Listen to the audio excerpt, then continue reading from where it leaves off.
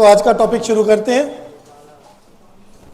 Determination of income and employment, macro economics.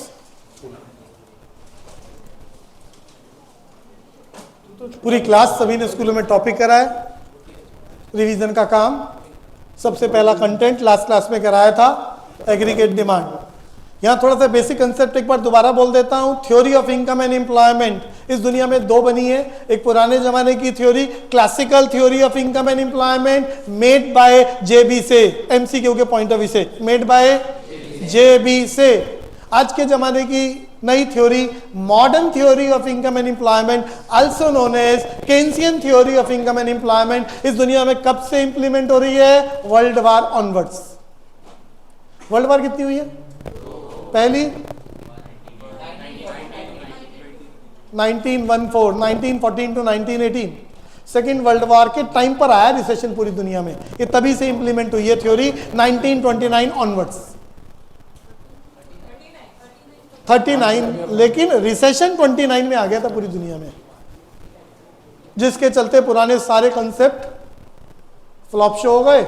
और फिर Keynes ने पुस्तक लिखी, फिर वो इंप्लीमेंट हो गई। और मजे की बात, 70 साल बाद ये थ्योरी काम करना बंद कर चुकी है। और ये थ्योरी जिसने लिखी थी, डेवलप्ड कंट्रियों को टारगेट करते हुए लिखी थी, ये उन्हीं से रिलेटेड है। हम इंडिया जैसी मिक्स इकोनॉमी में इसके पॉइंट्स को मैच नहीं कर सकते। तो पहला शब्द हम लोगों ने याद करा था, aggregate demand refers to total demand of all the final goods and services in an economy during the given period of time at general price. Start तेजी के साथ, पूरी क्लास सारी बोल दो मिलके। Aggregate demand refers to total demand of all the final goods and services during the given period of time at general price level. यहां बचपन में आपको नेशनल इनकम के टॉपिक में बताया गया, goods and services classified in two parts. One is known as final goods and second is known as final goods और intermediate goods को एक बार रिवाइज कर लो। Final goods refers to those goods which can be utilized either for the purpose of consumption और investment for a period of more than. पूरी class इसी बात को लेके क्वेश्चन डिस्कस कर रहा हूं। एग्जामिनर कुछ टेक्निकल बातें पेपर में पूछेगा। वो कहेगा final goods classified in two parts, one is known as consumer goods and second is known as capital goods. ध्यान से सुनना, समझ गए? वो कह रहा है इन दोनों को समझाओ कि ये दोनों फाइनल गुड्स होती हैं with example. Final goods classified in two part, one is known as consumer goods, second is known as capital goods with example। इस बात को समझाओ, डिफेंड और रिफ्यूट। तो आपको बताना है, if machine purchase by consumer it is treated as consumer goods, include in the calculation of national income because of final goods. But machine purchase by firm और company it is for the purpose of further production, it is treated as capital goods, and again it is gross domestic capital formation, part of final goods, always included in the calculation of। तो फिलहाल यहाँ topic चल रहा है, aggregate demand refers to total demand of all the final goods and services during the given period of time at general price level in the economy. Formula सबने याद करा हुआ है। पूरा चैप्टर अजम्पशन पर बेस्ड है, टू सेक्टर मॉडल। पूरा chapter कौन सी अजम्पशन पर बेस्ड है? 12th class, two sector model. पूरी society classified in two sector, one is known as producer, second is known as consumer. तो प्रोड्यूसर कितना डिमांड कर रहा है? In the name of investment, in the name of. और consumer कितनी demand कर रहा है? For the purpose of consumption. तो कंज्यूमर की डिमांड टोटल कंजम्पशन, फर्म की डिमांड इन्वेस्टमेंट। तो two sector model, total spending of the country और aggregate demand of the country is always equal to C plus I. C बोले तो total consumption of the country, I बोले तो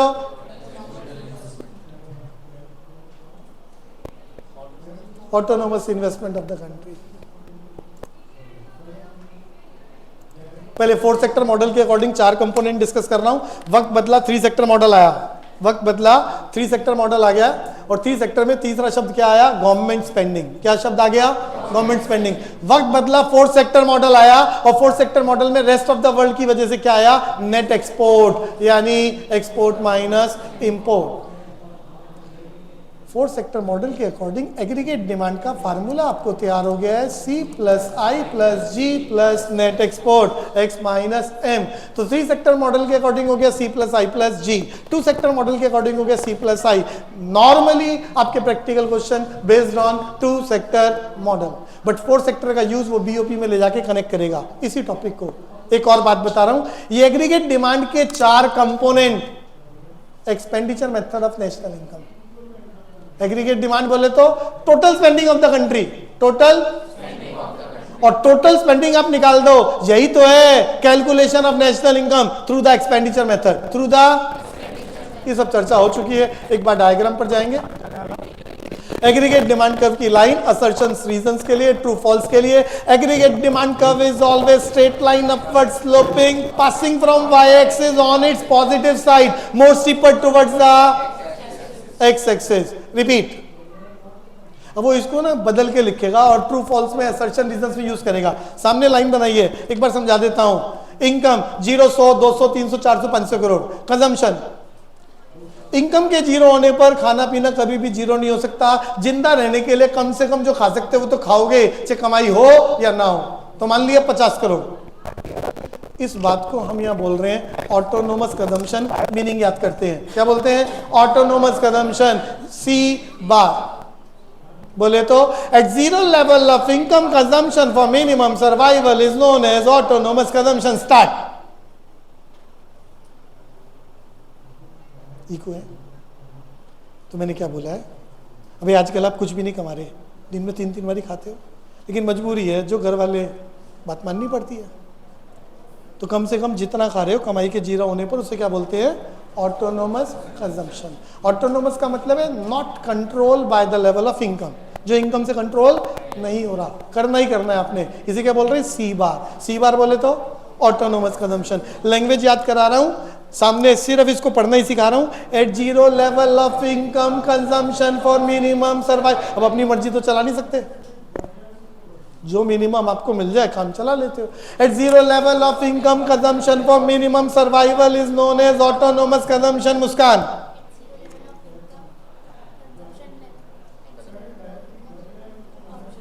बोलो ना। At zero level of income consumption for minimum survival is known as autonomous consumption. आगे देखो, जैसे जैसे इनकम बढ़ती है कंजम्पशन बढ़ती जाती है, कंजम्पशन। बट याद रखना, increase in consumption is always less than increase in income. Income बढ़ रही है 100 करोड़ 100 करोड़ 100 करोड़ 100 करोड़, जिस रफ्तार से इनकम बढ़ती है कंजम्पशन उससे धीरे बढ़ती है। क्यों? तुम्हारा ब्रेन क्लासिफाइड इन 2 पार्ट। एक हमेशा आज के बारे में सोचता है, दूसरा कल के बारे में सोचता है। जो आज के बारे में सोचेगा वो एडिशनल इनकम को एडिशनल कंजम्पशन पर लेके जाएगा। 100 करोड़ फालतू कमाए, कुछ फालतू खा लो, कुछ ज्यादा एंजॉय कर लो, आज सेलिब्रेट कर लो। और जो फालतू कमाया उसका कुछ हिस्सा फ्यूचर के लिए रख लेता है, फ्यूचर के लिए, for the growth of future. अरे बात समझ में आ रही है? तो यहां पर हम हमेशा क्या लिख रहे हैं? As soon as the income increases, consumption also increases, but increase in consumption is always less than increase in। ऐसे आप हो चाहकर भी बदला नहीं जा सकता ये। बाकी पैसा कहां जा रहा है? सेविंग में, for the growth of future. तो हमने यहां लिख दिया income 0, 100, 200, 300, 400। C zero level of income पर कम से कम दिखाएंगे, known as autonomous consumption. As soon as income increases consumption also increases, but increase in consumption is always less than increase in income, which is reflected by छोटा b और marginal propensity to से consume. It reflect slope of consumption function कर। Consumption function, consumption curve की line याद करो जो सामने बनाई है। Consumption curve always straight line upward sloping passing from Y axis on its positive side more steeper towards the. तो सामने C कंजम्पशन कर्व दिखा दिया। ये इन्वेस्टमेंट जो टेक्निकली पूरे चैप्टर में चल रही है, नाम है autonomous investment, done by the journal government guided by the welfare of the country। Country के इंफ्रास्ट्रक्चर को बूस्ट करने के लिए, प्रोडक्टिविटी को एनहांस करने के लिए सरकार बहुत सारा पैसा खर्च करती है, चाहे कमाई हो ना हो, कम हो ज्यादा हो, known as autonomous. Investment. Autonomous जो हमेशा कांस्टेंट होती है, let it be assume 100 crore. ये कर्व बना दिया इन्वेस्टमेंट का, parallel to x axis investment curve है। ये कंजम्पशन और इन्वेस्टमेंट दोनों को जोड़ दिया as per the two sector model. Aggregate demand बन गया। क्या बना? Straight line upward sloping passing from y axis on it more steeper towards the y axis नहीं, पाप लगेगा। More steeper towards the X axis. आगे चलते हैं। एग्रीगेट डिमांड का कर्व बता दिया, formula C plus I, meaning याद करा दिया। Total demand of all the final goods and services in an economy during the given period of time at general price level. 4 component C plus I plus G plus, थोड़ी देर में सुनने वाला हूं। अगला शब्द इस चैप्टर का दूसरा component, aggregate supply made by Keynes. Aggregate supply refers to money value of total goods and services available in the economy for the purpose of sale during the given period of time at journal price level. Total goods and services या money value of all the output available in the market for the purpose of sale during the given period of time at journal price level. याद रखना, national income में पढ़ के आए हैं, जितना production होता है कि मनी वैल्यू और जितनी कमाई होती है कि money value, always equal. There are 3 methods to calculate the amount of national income. One is known as production method, in which you have to calculate money value of production. Income method, you have to calculate money value of, भैया सुन ही नहीं रहे ध्यान से। Income method में आप क्या निकालते हो? Money value of income. Money value of production में क्या निकालते हो? Money value of. और कोई भी मेथड फॉलो करो, नेशनल इनकम रिमेनिंग द। यहां पर मैं समझा रहा हूं, जितना बन रहा है उतना ही बिकने के लिए आ रहा है। जितना बिकने के लिए आ रहा है कि money value, aggregate supply.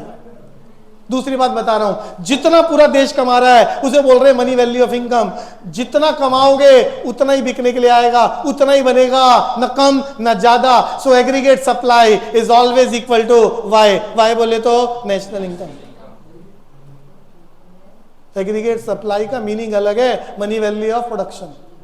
Y का मतलब है मनी वैल्यू ऑफ इनकम। दोनों अलग अलग है। पहले डायग्राम में देखो, एक्स एक्सिस पर दिखाया है money value of income, Y axis पे दिखाया है money value of production available in the economy for the purpose of sale during the given period of time at general price level. और chance की बात है, in terms of money Y और AS दोनों same है।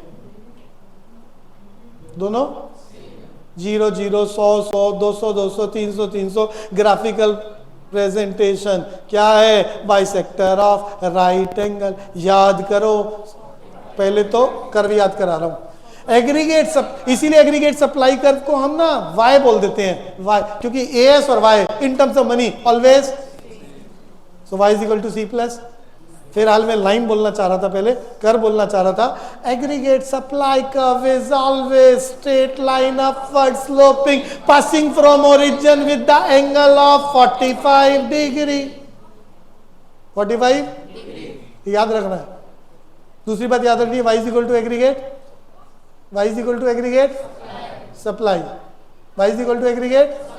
दूसरी बात इसकी कर्व याद करनी है। कर्व कैसी है? Straight line upward sloping passing from origin with the angle of 45 degree. y पुराने वाला, c पुराने वाला, s कैसे निकाला है? सेविंग का मीनिंग याद कर लो, excess of income over the consumption is known as saving. Repeat. तो इनकम में से कंजम्पशन माइनस कर दो, जो बच गया उसी को तो सेविंग बोलते हैं। कैलकुलेट करके यहां लिख दिया। और जितना लोग कमाते हैं, एक हिस्सा खाने के लिए रख लेते हैं, दूसरा हिस्सा फ्यूचर की ग्रोथ के लिए रख लेते हैं। सो एएस बोले तो वाई बोले तो C plus S, C plus. और यहां हाइपोथेटिकल टेबल से प्रूफ करके दिखाया है, the money value of Y is equal to money value of AS. Money value of, और कर्व याद करा है, straight line upward sloping passing from origin with the angle of. Formula सबने याद कर लिया। y is equal to C plus. Curve याद कर लिया, straight line upward sloping passing from origin with the angle of, meaning याद कर लिया, money value of total output available in the economy for the purpose of during the given period of time eight.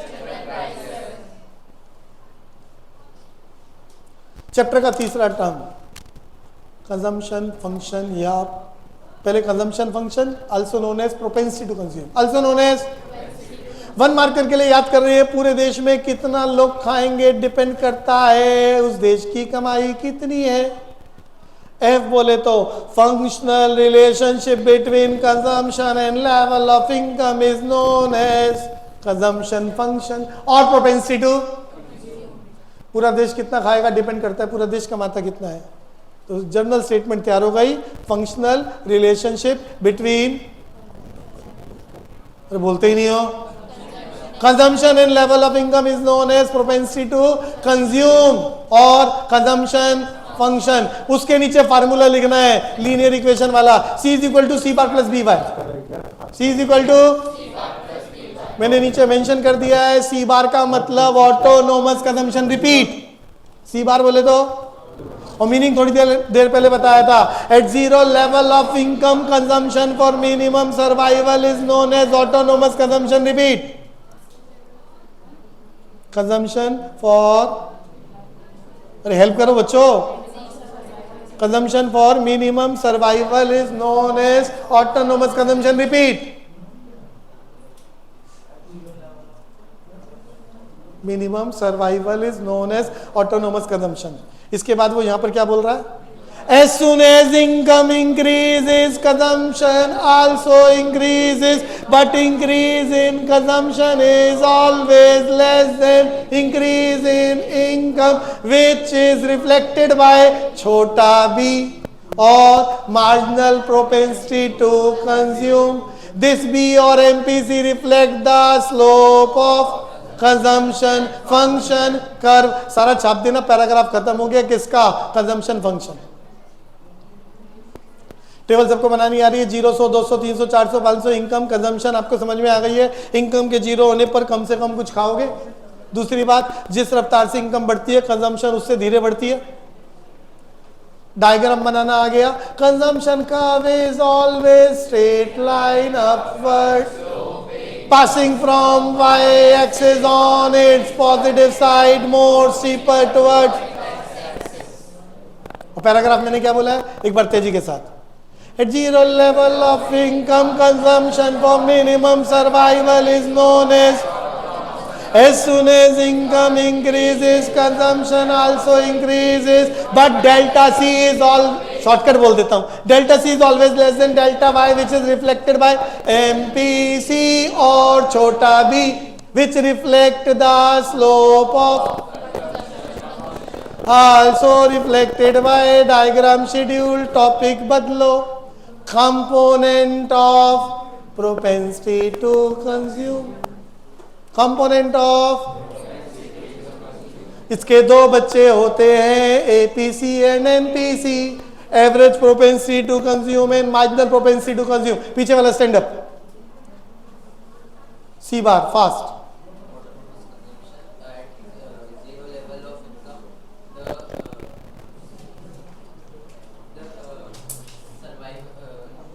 सोने वालों जाग जाओ, start जल्दी से।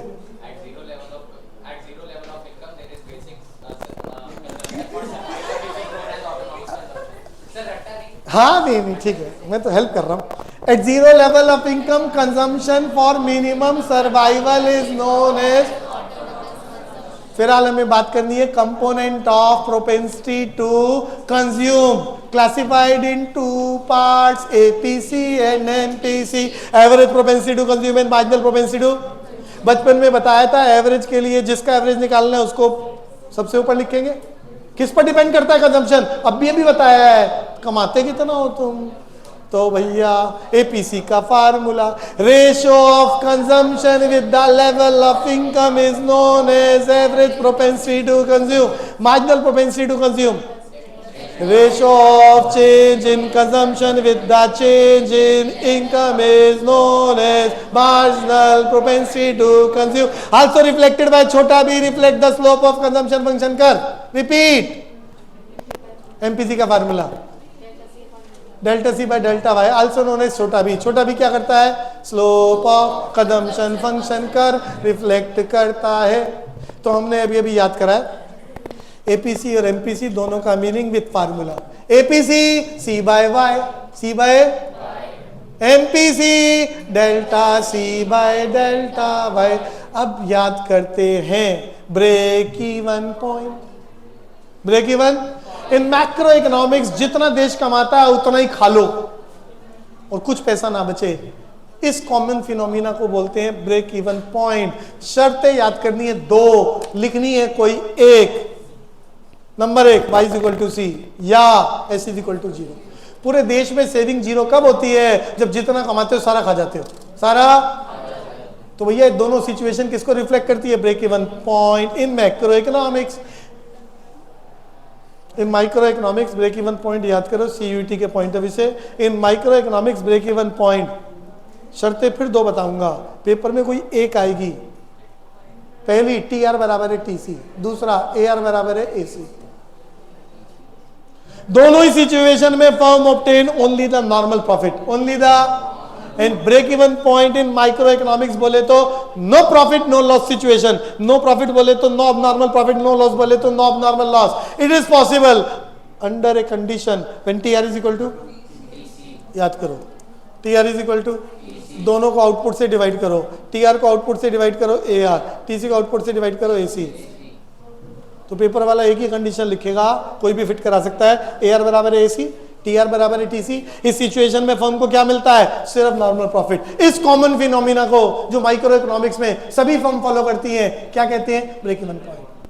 हटाओ macroeconomics break even point common phenomena in the whole country क्या होता है? y is equal to C, y is equal to जितना पूरा देश कमाता है उतना ही खाता है. यही है नॉर्मल फिनोमिना.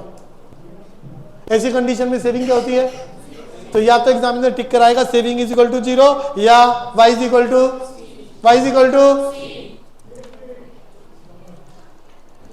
सामने मैंने कंजम्पशन वाली लाइन बनाई है और ये बनाया है एग्रीगेट सप्लाई बोले तो y.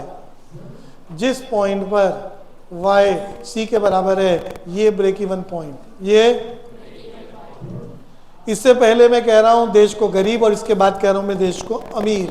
ध्यान से सुनना, एपीसी के फीचर्स याद करने हैं. असर्शन रीजन में आएंगे ही आएंगे.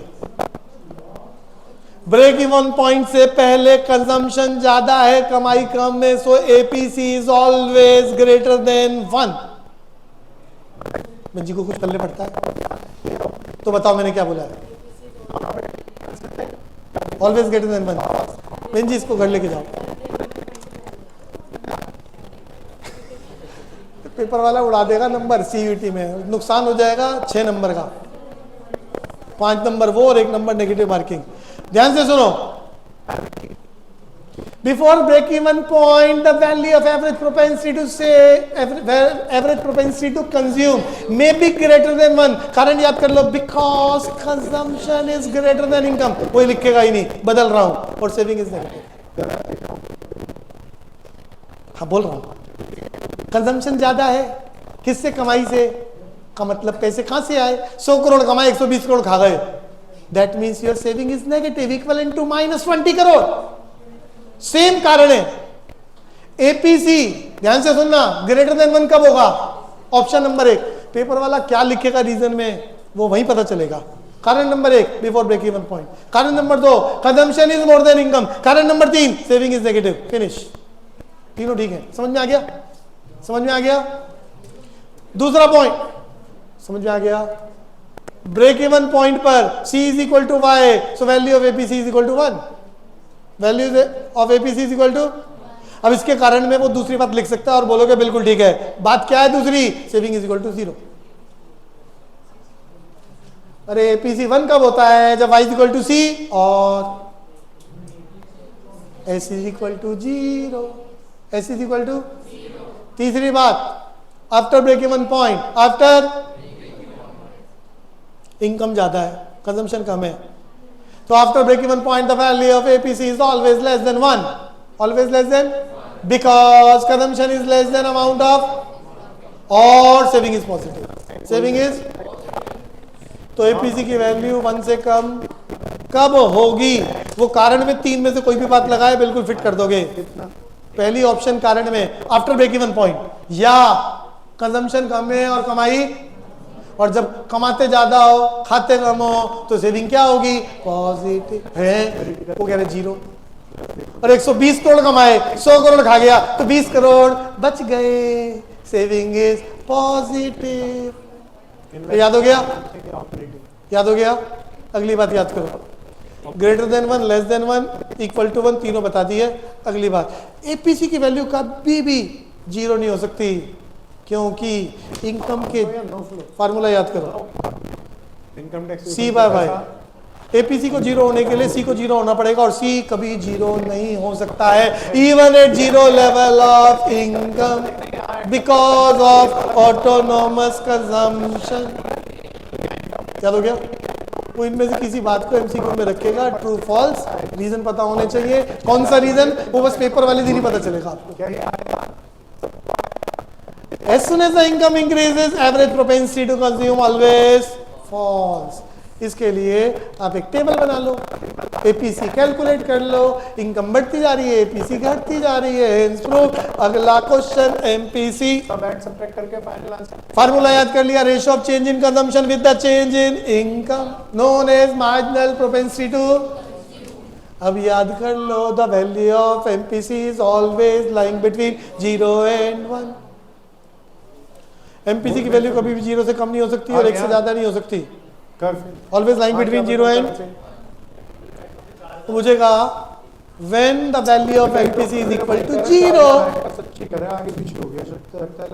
आंसर डेल्टा सी 0 हो जाए या डेल्टा एस डेल्टा वाई के बराबर हो जाए, शर्त कोई भी फिट करेगा। डेल्टा सी 0 हो जाए, एमपीसी 0 हो जाएगा, और जब डेल्टा सी 0 होता है तो जितना फालतू कमा रहे हो सारा का सारा बचा रहे हो। अच्छा, एक ही बात है, वो शर्त कौन सी यूज करेगा, दोनों पता होनी चाहिए। Delta S is equal to delta और delta C is equal to, in that situation the value of MPC may be equal to 0। MPC की वैल्यू मैक्सिमम कितनी हो सकती है? 1। कब होगी? जब डेल्टा सी बराबर है डेल्टा वाई और डेल्टा एस बराबर है normal. Minimum value of MPC 0, maximum value of MPC, normally the value of MPC is always lying between. ऐसा कब होगा? when delta c is less than delta y, finish। delta c is delta y। एक और बात बताई थी, MPC reflect small B, MPC और B reflect the slope of. मेरा क्वेश्चन है पूरी क्लास,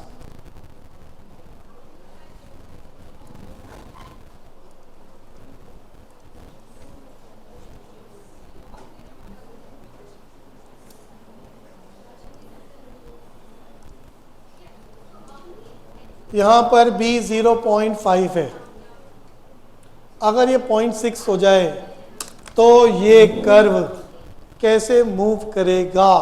जवाब पूरी क्लास जो इंटरेस्टेड है। समय समाप्त। मैं आपके लिए यहां लाइनें भी बना रहा हूं।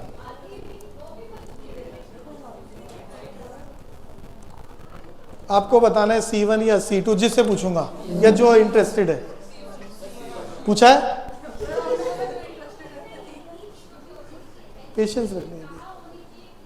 0.5 से 0.6 हो जाए तो स्लोप देख लो कैसे मूव कर रही है, ऑटोनोमस कंजम्पशन नहीं बदलेगा, तो स्लोप की वजह से वो स्टीपनेस उसकी कम या ज्यादा होगी, वो इस तरह के क्वेश्चन लगाएगा। 0.5 से 0.4 हो जाए C2, 0.75 हो जाए C1। दोबारा समझा देता हूं, 0.5 का मतलब है हर एडिशनल इनकम का 50% कंज्यूम हो रहा है। 0.5 हर एडिशनल इनकम का 50%। ये डेल्टा सी चल रहा है, ये नीचे डेल्टा वाई, ऊपर डेल्टा सी। अगर ये 50 की जगह 60 हो जाए हर बार 50 की जगह 60, लाइन की स्लोप चेंज हो जाएगी। आगे चलेंगे। According to this linear equation the value of MPC is always constant, but in real life ऐसा नॉट पॉसिबल। ये भी थ्योरी में क्वेश्चन में वो लगाएगा। अगर इस इक्वेशन पे मैं फिट करूँ तो इक्वेशन लीनियर इक्वेशन की, ग्राफ स्ट्रेट लाइन होता है, वैल्यू इसके अकॉर्डिंग निकालोगे तो हमेशा कांस्टेंट आएगा, 0.5 के 0.6 के 0.7। लेकिन इन रियल सेंस जैसे जैसे तुम अमीर होते हो डेल्टा सी घटता जाता है, क्योंकि तुम्हारा डेल्टा एस बढ़ता जाता है।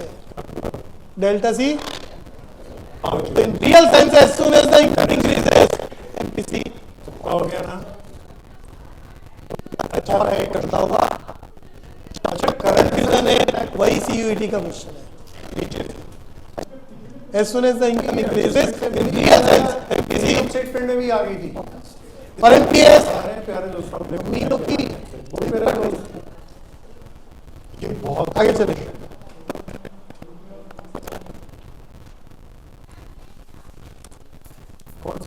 नंबर 4, सेविंग फंक्शन और propensity to save. Propensity to save meaning सबको याद करा दिया है। कितना बचाता है, डिपेंड करता है उसकी कमाई कितनी है। Functional relationship between the saving and level of income is known as tax provide. और क्या सेविंग फंक्शन और प्रोपेंसिटी टू सेव। फिर दोबारा बोले, functional relationship between saving and level of income is known as, आने वाले सारे और propensity to save. Linear equation याद करो, S is equal to minus C bar plus 1 minus B Y. 1 minus B बोले तो marginal propensity to save, C bar बोले तो ऑटोनोमस कंजम्पशन। ऑटोनोमस कंजम्पशन का मीनिंग स्टार्ट, जब पेपर में ऐसे लिखेगा नहीं, स्टेटमेंट चाहिए। बहुत बढ़िया चीज भाई हमने कहानी में सीखी बटे At zero level of income, consumption for minimum survival is known as, जोर से बोलो, और कोई नहीं बोलेगा, सिर्फ ये।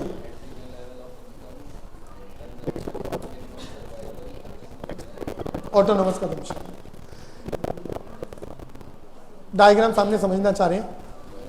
इनकम के जीरो होने पर खाना पीना जीरो नहीं होता, ऑटोनोमस कंजम्पशन से दिखवाया है। तो ऐसी कंडीशन में जब कमा नहीं रहे और 50 करोड़ खा रहे हो तो कहां से आ रहा है? Saving is negative. Saving is equivalent to autonomous consumption.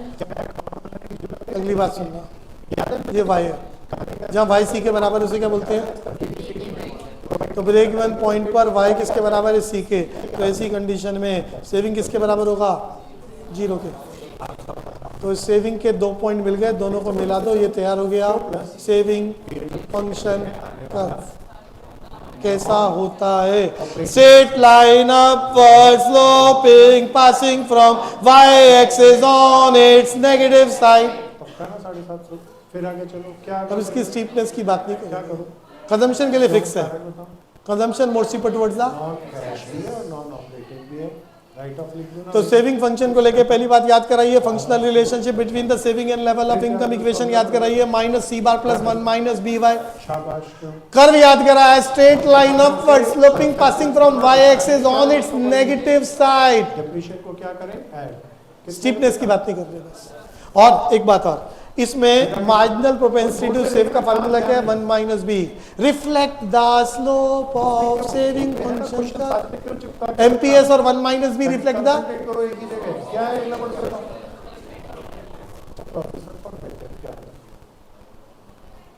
component of propensity to save classified in 2 parts, average propensity to save and marginal propensity to save।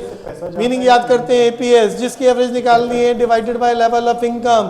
The ratio of saving with the level of income is known as average propensity to save. Marginal propensity to save refers to change in saving with the change in income. Provision for bad debt के बारे में बड़े ध्यान से सुनना। पूरी class APS को लेकर बातें पूछूंगा, पूरे वर्ल्ड अभी अभी सबको समझा चुका हूं। एक बार उन पॉइंट्स को मन में इमेजिन करें।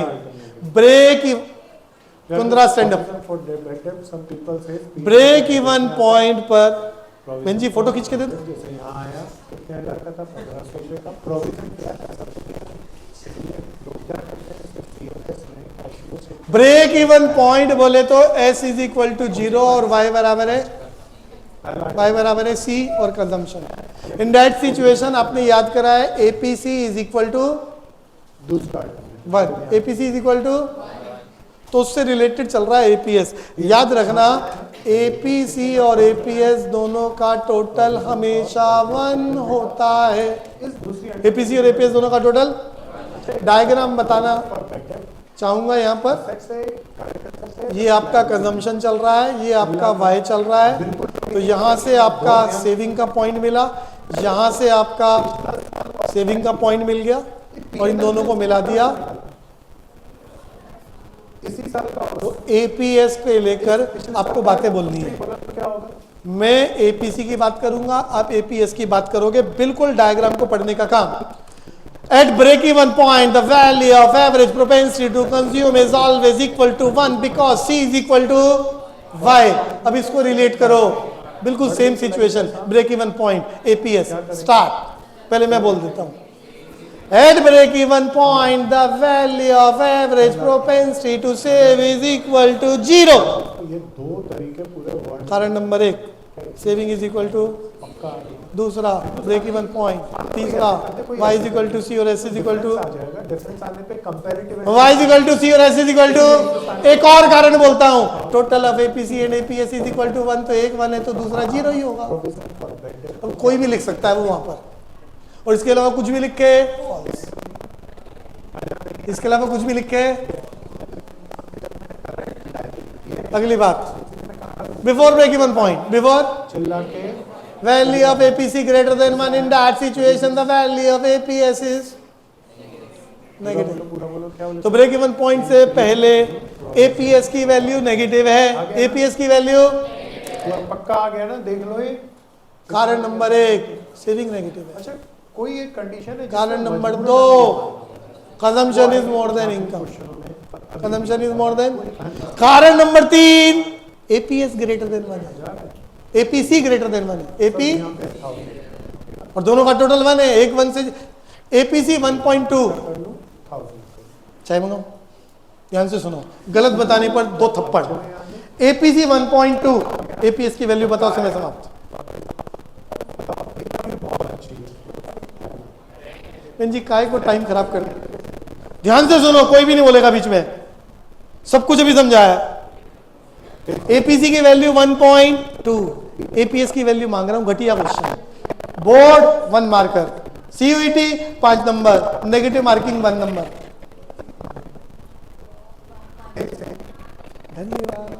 माइनस क्या लिख, गड़बड़ बोल दी ना, लाउडली, रुक जा, बीच में नहीं बोलेगा।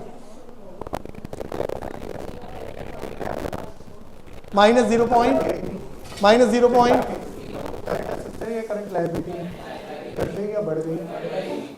लाइफ पैसा। तो मैं कह रहा था APS को लेके सामने बातें पढ़ लेते क्या हैं। लिखे? मीनिंग याद कर लिया, ratio of saving with the level of income is known as average propensity to save. इसके फीचर्स याद कर लो, सामने लिखे हुए हैं। एक बार ब्रेक इवन, ये ब्रेक इवन पॉइंट है, इससे पहले APS negative, break even point पर क्या होगा? 0। ब्रेक इवन पॉइंट के बाद क्या होगा? उसका क्या करो? ब्रेक इवन पॉइंट के बाद क्या होगा? APS की वैल्यू पॉजिटिव। फिर माइनस प्रीपेड क्या है? क्या होगा? खबरदार किसी ने ग्रेटर देन 1 बोला तो पाप लगेगा। सैलरी। तो ब्रेक इवन पॉइंट के बाद APS की वैल्यू क्या होगी? कितने रुपए की? पॉजिटिव। कुछ नहीं बोला, किस साल की? पिछले साल की क्या होगी? एक और बात अभी थोड़ी देर पहले बताया था, इस बच्चे को जवाब देना है। As soon as the income increases APC, समय समाप्त। ये भाई गया क्वेश्चन, CUET डूब रहा है तुम्हारा।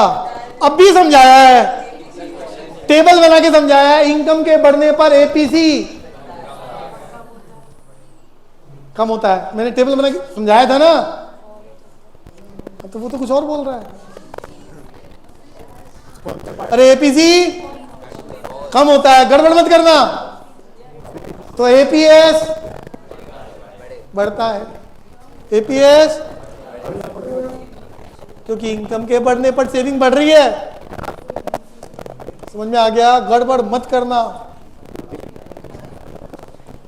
एमपीएस सबने याद करा है, सबने याद करा है। MPS ratio of change in saving with the change in income, minimum value 0 कब होगी? टर्म्स याद कर लो, जब डेल्टा एस 0 हो जाए या डेल्टा सी डेल्टा वाई के बराबर हो जाए। मैक्सिमम वैल्यू बताओ इसकी क्या होगी? वो इसी को टिक कराएगा, मिनिमम मैक्सिमम, और साथ में रीजन चला रहा होगा। तो इसकी वैल्यू 1, मैक्सिमम क्या होगी? 1 कब होगी? जब डेल्टा एस डेल्टा वाई के बराबर हो जाए। तो ऐसी कंडीशन में डेल्टा सी किसके बराबर होगा? Normally the value of MPS is always lying between 0 and 1। तो एक और फार्मूला याद कर लो, एमपीसी और एमपीएस दोनों का टोटल हमेशा, एमपीसी और एमपीएस दोनों का टोटल, और दोनों की value always lying between 0 and, APC और एपीएस दोनों का टोटल। लेकिन क्वेश्चन शुरू होता है, इनमें से कोई एक नेगेटिव होता है और दूसरा 1 से ज्यादा, कौन सा नेगेटिव होता है? और जब वो नेगेटिव होता है तो दूसरा 1 से ज्यादा। लाउडली बच्चे, एमपीसी और एमपीएस दोनों ही पॉइंट्स में चलते हैं और दोनों का टोटल 1 होता है। शांत, हाँ बोलो। एपीसी क्या? 1 तो मैं पूछ ही नहीं रहा, मैं पूछ रहा हूं एपीसी और एपीएस दोनों में से 1 से ज्यादा कौन होता है? एपीसी। ऐसी कंडीशन में एपीएस क्या होता है? नेगेटिव। ये ध्यान रखना।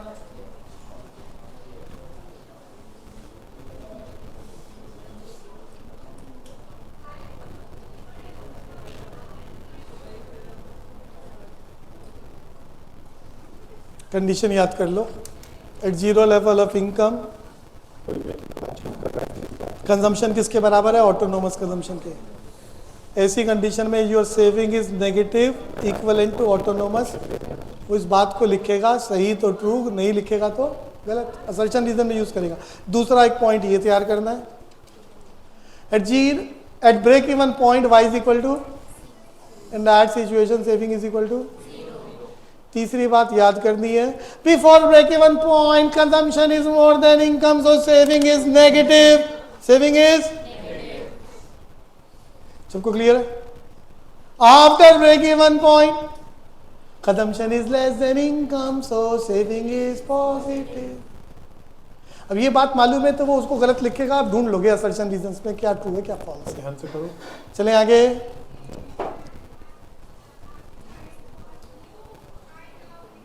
Functional relationship between investment and level of income is known as investment function, classified into major types: induced investment and autonomous investment. Normally इस पूरे चैप्टर में जिस इन्वेस्टमेंट की बात हो रही है उसे बोलते हैं induce investment, autonomous investment reflected by I bar, reflected by curve. याद कर लो कैसा होता है, straight line parallel to x axis, normally done by the general government, guided by the welfare of the country. Autonomous investment कौन करती है? सरकार। कमाई हो ना हो, कम हो ज्यादा हो, 1000 करोड़ लगाने हैं, 1000 करोड़ लगाने हैं, बात खत्म। Normally done by the general government, guided by the welfare of the, reflected by I bar और autonomous। कर्व कैसा होता है? Straight line parallel to. अगली बात, induce investment guided by the level of income, as soon as income increases investment also increases, normally done by the private sector, normally done by the. और इसका curve कैसा होता है? Straight line upward sloping. थोड़ा आ रहा है, total तो कर देती, टोटल नहीं करके लिखा ना। एग्जाम का बहुत important area, multiplier theory of investment reflected bye के। लाउडली रिपीट, क्या है शब्द? क्यों? ये क्या हो गया? Multiplier theory of investment reflected bye के। इस दुनिया में कहीं पर भी इकोनॉमिक्स में मल्टीप्लायर इफेक्ट को दिखाना है तो हर जगह वो क्या लगाएगा? के। क्या लगाएगा? मनी मल्टीप्लायर रिफ्लेक्टेड बाय के। यहां पर भी क्या हो रहा है? इन्वेस्टमेंट माइक्रो में ऐसा कहा जाता है, इंडिविजुअल फर्म किसी ने 100 रुपए फालतू लगा दिए तो वापसी 102 आएगा, यानी बढ़ के आता है, एडिटिव इफेक्ट एपी। लेकिन मैक्रो में अगर किसी ने 100 लगा दिए तो 102 नहीं होते, 2000 हो जाते हैं, यानी 20 times more than the amount of investment. Reward multiply होकर आ रहा है, इसीलिए इकोनॉमिक्स बोलते हैं इन्वेस्टमेंट मैक्रो में मल्टीप्लाई होकर आ रही है, बोले तो मल्टीप्लायर थ्योरी ऑफ इन्वेस्टमेंट। ये घटना सिर्फ मैक्रो में घटती है, का रिवर्स बोलूंगा इसको समझाने से पहले। जो एग्जामिनर सीयूईटी या एमसीक्यू में फॉलो करेगा 12th में, इसी का रिवर्स होता है पैराडॉक्स ऑफ थ्रिफ्ट। इसका रिवर्स होता है अगर इकोनॉमी में मैक्रो लेवल पर 1 रुपया लगाया जाए तो साल के एंड में वापसी 10 गुना हो रही है, मल्टीप्लायर थ्योरी ऑफ। तो अगर इकोनॉमी से 1 रुपया कम कर दिया जाए तो इकोनॉमी का नुकसान भी 10 गुना होगा। ये नुकसान वाली घटना को मल्टीप्लायर थ्योरी ऑफ इन्वेस्टमेंट नहीं बोलते, इस रिवर्स इफेक्ट को बोलते हैं पैराडॉक्स ऑफ। ये शब्द याद करना, सिर्फ एमसीक्यू में लगेगा, सीयूईटी या 12th बोर्ड। कल पक्का होएगा। 2-4 किलो नखून गिफ्ट कर।